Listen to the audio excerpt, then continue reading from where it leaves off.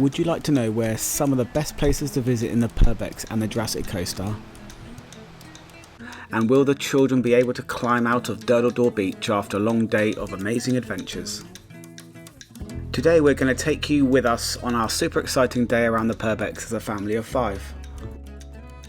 Was it worth us using the ferry to cross over to Studland and enjoying an exhilarating view of Brownsea Island, or should we have driven the faster way round instead? We will be spending a morning at a hidden gem, skipping the never-ending ice cream queues at Lulworth Cove, and show you the best time to visit Durdle, as well as some extra tips along the way.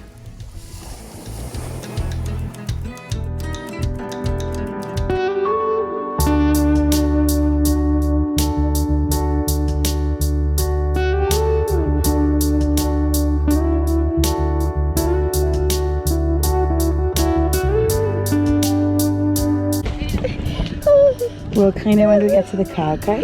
You're being very brave. Listen, what do we say to our subscribers? Thank you. I agree with Ella. A huge thank you from all of us. And please subscribe. It doesn't cost anything and it would mean the world to us. This fabulous trip started with a short drive from Bournemouth through to the beautiful Sandbanks Peninsula, where the kids also love going cockling. If you haven't tried it yet, we definitely recommend. Let us know in the comments if you'd like more information about cockling at Sandbanks Bay. It was a hot summer day, so we knew to expect a small wait to board the ferry. The queue was just under half a mile and it took approximately 30 minutes to board. Although this is not quite like the ferry to France, the children still loved the experience.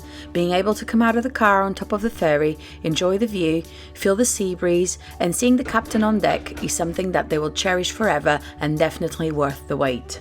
We paid £5.20 to cross with our car. If going from Sandbanks to Shell Bay, you'll pay after the crossing. However, when returning, you'll pay before the crossing. Once we disembarked from the short ferry ride, we made our way towards the Blue Pool.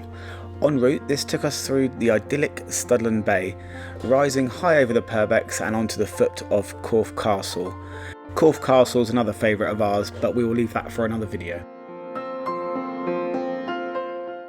Heading north from Corfe for about 3 miles, we arrived at the Blue Pool.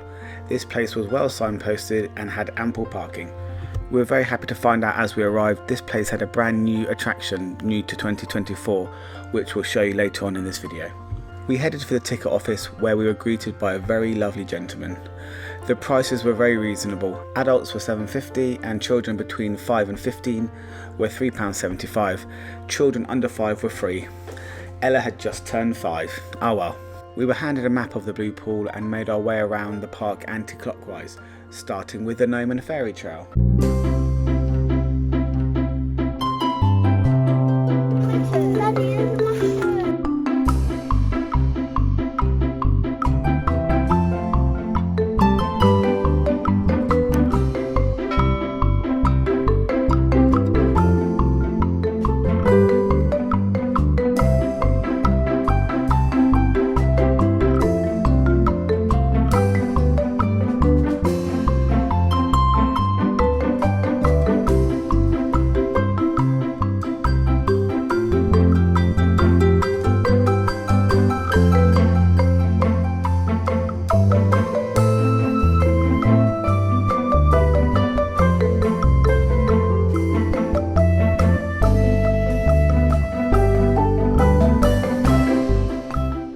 Towards the end of the Gnome and Fairy Trail, we were greeted by the impressive new addition to the park.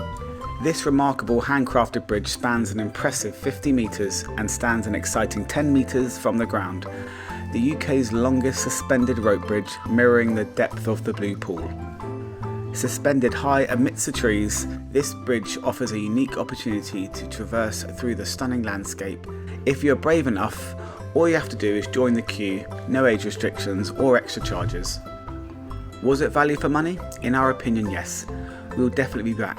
It was a very tranquil environment, breathtaking views of the pool and surrounding areas, an abundance of dragonflies and plenty of things for the kids to explore. We could have spent a lot more time there. It was super fun. A visit to the Purbecks is not complete without a quick stop at the beautiful Lulworth Cove for some delicious Purbeck ice cream. On a sunny day, the queues for the ice cream might be too long for 3 children to bear the wait, unless, of course, you know where to go. A short walk down the main road towards the cove and you will find the doll's house, nestled on the right-hand side. We think that because doll's house is slightly out of sight, there was only a very small queue, as opposed to the huge queue at the ice cream parlour. The ice cream itself was no short of delicious and the portions were very generous. A picturesque stroll down the road and you will find the unique Lulworth Cove with crystal clear water and gentle waves, perfect for the children to enjoy. There are also public toilets available. These are located at the visitor centre next to the car park and another one near the cove. Lulworth has a large car park which is conveniently located just 5 minutes walk away from the beach. The car park ticket can be a bit costly, however, these can also be used at Durdle and Lulworth Castle. Only a short drive from Lulworth Cove, or a walk, if you have the strength and energy, is the breathtaking Durdle. The car park is also very large and there are public toilets near the site entrance. Make sure you use these before you venture into finding the beach. The accessibility here is not as easy as Lulworth Cove and you will have to walk down a steep chalky hill in order to find the iconic site of Durdle.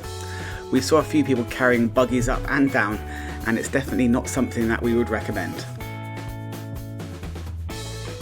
Once you reach the bottom of the chalk hill, you can finally enjoy the amazing view. You can then choose to go left onto the Manor War beach or continue down the path and down to the steps to reach the Durdle beach. If you have visited before, be aware that the original path to Manor War, further down the hill, has now been closed. We decided to visit Durdle later to avoid the crowds. We arrived here around 3 PM and the place was still heaving. However, 2 hours later we did manage to have the beach almost to ourselves and the hike back up the hill was nowhere near as busy. Once there, you just have to struggle a little more to walk through those pebbles to find the spot before you can sit and enjoy the view and wait for the ice cream boat delivery. One of our most important tips is to wear water shoes to visit Durdle. Even though our children are confident swimmers, we had to be vigilant when they were in the water as they could easily struggle to regain their feet when slipping on the painful stones. We bought Tropic Phil shoes for our Asia trip last year and we would totally recommend. These are 100% waterproof, very comfortable, durable and dry very fast. We were worried that the children might struggle to hike back up out of the beach all the way to the car park, but they were totally fine, slow and steady.